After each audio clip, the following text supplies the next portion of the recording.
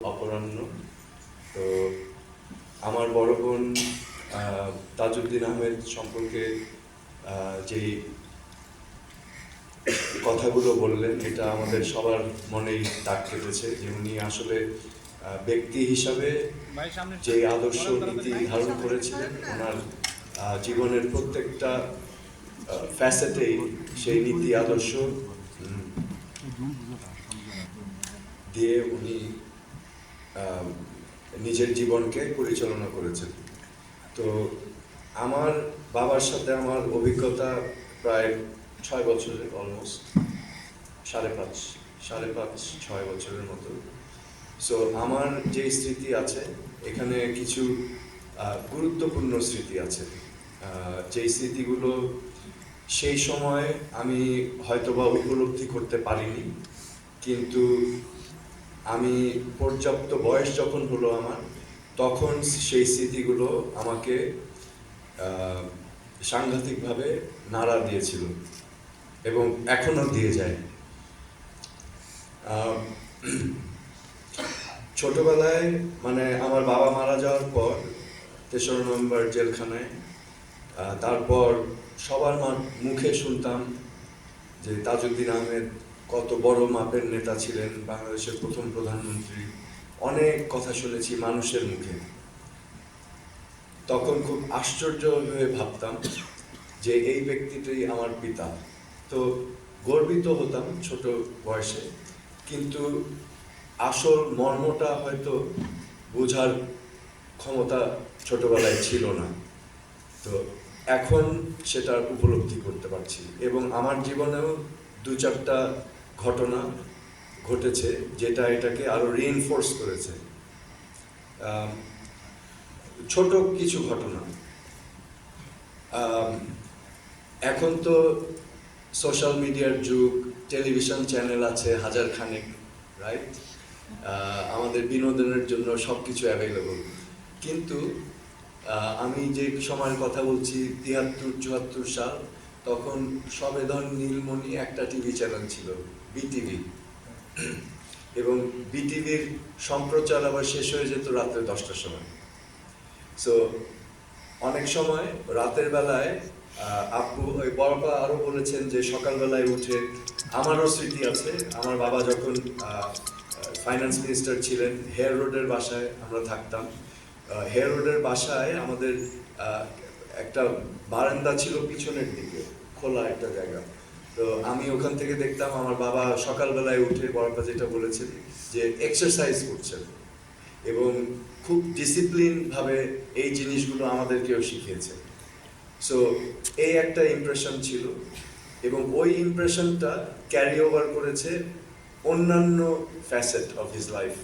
যেমন যেটা বলছিলাম, টিভি, রাতের বেলায় নিউজ হতো, নিউজ শেষ হয়ে গেলে জাতীয় সঙ্গীত এবং জাতীয় পতাকা দেখানো হতো বিটিভিতে, যেটা এখনো মনে হয় করা হয়।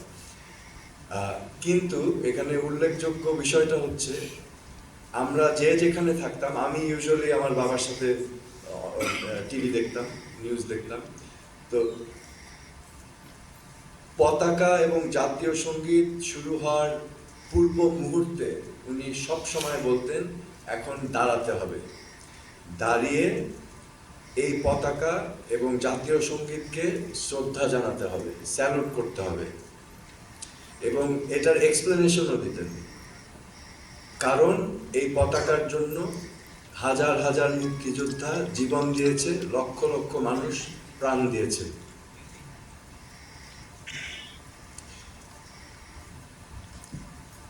সো আমাদের দায়িত্ব হচ্ছে তাদের এই রক্তের ঋণটার প্রতি শ্রদ্ধা জানানো, আর কিছু যদি নাও করতে পারি, শ্রদ্ধাটা দিতে হবে। সো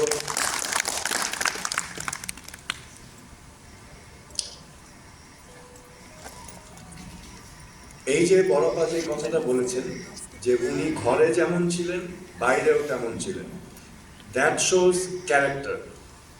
হ্যাঁ, যে আমি বাইরে এক কথা বললাম, আবার ব্যক্তিগত জীবনে আরেক রকম, দ্যাট ইজ হিপোক্রেসি। এবং আনফর্চুনেটলি আমাদের এখনকার রাজনৈতিক কালচার, আমাদের সোসাইটি অ্যাজ এ হোল, আমরা কিন্তু বেশ হিপোক্রেসি প্র্যাকটিস করি। হ্যাঁ, আমরা সেই যে ক্যারেক্টার বিল্ডিং, যে নৈতিকতা, সততা, নীতি আদর্শ, এই চারিত্রিক দিকগুলোকে আমরা মোটামুটি কম্প্রোমাইজ করে ফেলেছি। এবং এটারই আমরা চিত্রটা সার্বিকভাবে দেখতে পাই এই দেশের বিশৃঙ্খল রাজনৈতিক প্রেক্ষাপটের মধ্য দিয়ে। বিকজ আমরা যদি মানুষ হিসাবে এই মূল্যবোধগুলোকে ধারণ করতে পারতাম, তাহলে কালেকটিভলি আমাদের সমাজ হচ্ছে রিফ্লেকশন মানুষের। এনিওয়ে, আরেকটা এই ধারারই আরেকটা আমার সাথে একটু অভিজ্ঞতা আছে আমার পিতার। আমি আনফর্চুনেটলি আমাদের সমাজে পুত্র সন্তানরা একটু খাতির পায় বেশি মায়ের কাছ থেকে, এটা তো অস্বীকার করার না, তাও আবার যদি সে সবার ছোট হয়। তো আমার বাবা যতদিন বেঁচে ছিলেন, আমার মায়ের ভূমিকা দেখেছি একরকম, ওই পুত্র সন্তানকে আদর দেওয়া, একটু বেশি ভালোবাসা স্নেহ, আমার বোনরা একটু ঈর্ষান্বিত হতো, ঠিক আছে। কিন্তু আমার বাবাকে দেখেছি আবার এখানে কিন্তু কম্প্রোমাইজ করেননি, তিনি আবার সকলকে সমানভাবে দেখার চেষ্টা করেছেন। কিন্তু আমার মায়ের ভূমিকা আবার আমার পিতা চলে যাওয়ার পরে আবার চেঞ্জ হয়েছে, ওনার আবার পিতা মাতার ভূমিকা দুইটাই অবলম্বন করতে হয়েছিল। তো সেটাও আরেকটা কাহিনী, আজকে হয়তো এটা নাই বললাম, আমার বাবারটার উপরেই ফোকাস করি। তো এই আদরের আদলে আমি যা চাইতাম মোটামুটি তাই পেতাম মায়ের কাছ থেকে, বাবা বেঁচে থাকা অবস্থায়। তো একদিন আমাদের টাকা পয়সা প্রতিপত্তি সেরকম ছিল না, হ্যাঁ, তো আমরা সাধারণ জীবনযাপন করতাম। ইভেন আমার বাবা যখন মন্ত্রী ছিলেন এবং মন্ত্রিত্ব থেকে পদত্যাগ করে যখন উনি জাস্ট সংসদ সদস্য হিসেবে ছিলেন কিছুদিন, তো খুব সিম্পল লাইফস্টাইল ছিল। তো সিম্পল লাইফস্টাইলের ভিতরেও আমি আবদার করতাম মাঝে মধ্যে। তো একদিন খাওয়ার টেবিলে আমার মনে আছে, আব্বু বাসায় থাকলে আমরা সবাই খাওয়ার টেবিলে একসাথে বসতাম। আব্বু বসতো মেইন চেয়ারে, আমরা সবাই সাইডে বসে যেতাম। তো খাওয়া পরিবেশন করা হলো, ভাত ডাল যা যা থাকে, তরি তরকারি, আর সাথে মেইন আইটেম ছিল মাছ। সো আমি মাছ দেখে একটু মানে শঙ্কিত হলাম, কারণ ছোট মানুষ, মাছের কাঁটা বেছে খাওয়া একটু ডিফিকাল্ট হয়। তো আমি মায়ের কাছে আবদার করলাম যে আম্মা আমি মাছ খাবো না। তো আম্মা ব্যস্ত হয়ে গেলেন, যাহা আমার ছোট ছেলেটা মাছ খাবে না, আচ্ছা কি করা যায়। তখন উনি ব্যস্ত হয়ে আমার প্রিয় যে অল্টারনেটিভ সেটা হচ্ছে ডিম। তো আমার মা বললো আচ্ছা ঠিক আছে, আমি তোকে ডিম ভাজি করে দিচ্ছি। এই কথা শুনে আমি হঠাৎ দেখলাম আমার বাবার মুখ একটু গম্ভীর হয়ে গেল। গম্ভীর হয়ে তিনি আস্তে করে আমাকে বললেন একটু আসো আমার সাথে, খাওয়ার টেবিল থেকে কিন্তু। সো উনি যা কিছুই আমাকে বলতে চাচ্ছেন, উনি সবার সামনে বলতে চাইলেন না। এটাও কিন্তু একটা গুরুত্বপূর্ণ বিষয়, আপনাদেরকে আমি এই জন্য উল্লেখ করলাম। এটা কেন, এটা একটু পরে বলবো। আমাদের ডাইনিং রুমের পাশে একটা বারান্দা ছিল, সাত মসজিদ রোড ফেসিং। ওই বারান্দাতে নিয়ে উনি আমাকে বললেন, আমার এখনো মনে আছে, বাংলাদেশে এখনো বেশিরভাগ মানুষ 2 বেলা খেতে পারে না। এই দেশ স্বাধীন করতে আমাদের লক্ষ লক্ষ প্রাণ দিতে হয়েছে, এবং আমাদের দেশের মানুষ এখনো 2 বেলা খেতে পারে না। তোমার বিবেচনা করা উচিত। দেখেন, ছোট্ট বাচ্চা কিন্তু 5 বছর, তোমাকে যা দেওয়া হয়েছে এটা তোমার সৌভাগ্য। এই খাওয়া অনেকেই পায় না, তাই যা দেওয়া হয়েছে সেটা তুমি খাবে।